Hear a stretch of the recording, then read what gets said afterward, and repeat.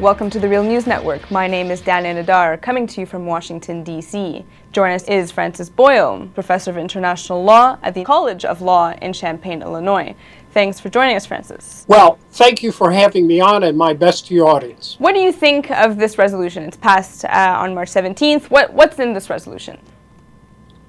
Basically, the resolution as currently drafted authorizes a war across the board against Libya. Airstrikes, naval blockade, even a land invasion. The only exception in there is against a foreign military occupation force. But under the laws of war, there's a distinction between a land invasion and an occupation force. For example, when the United States invaded Haiti in 1994 and put 24,000 troops in there, it still took the position under the Clinton administration that we were not a foreign military occupation force. So this was very carefully drafted to permit troops on the ground. The way the media has been framing it, that it is specifically going to discuss airstrikes and not ground troops. So is there a part of the resolution that you can outline for us where it shows that? The language here under paragraph 4, quote, while excluding a foreign occupation force of any form on any part of Libyan territory, close quote.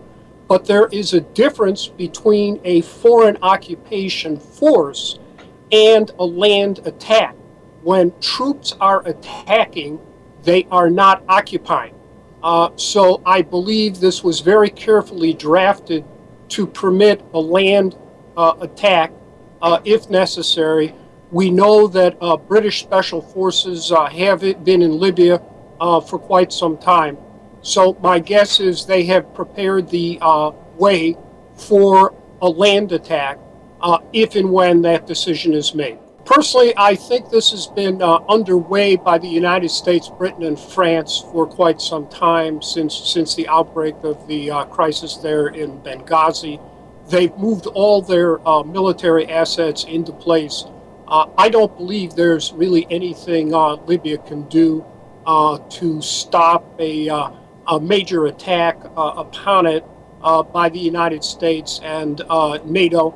I think we're past this point. If you read the resolution, it does not authorize regime change.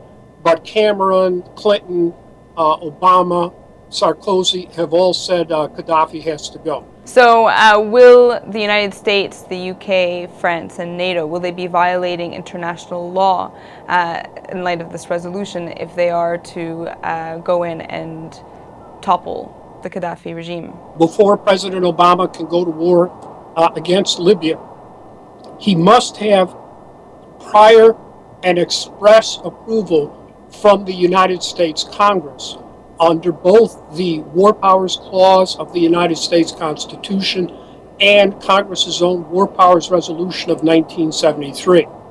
It does not appear to me that he's going to bother, despite the fact that Dennis Kucinich, the Democrat, has said something about it. Ron Paul, the Republican, has said something about it.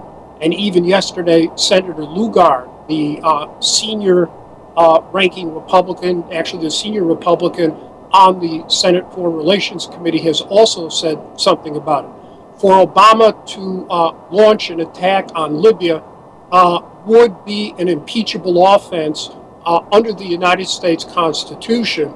Thanks for joining us. Well, thank you for having me on.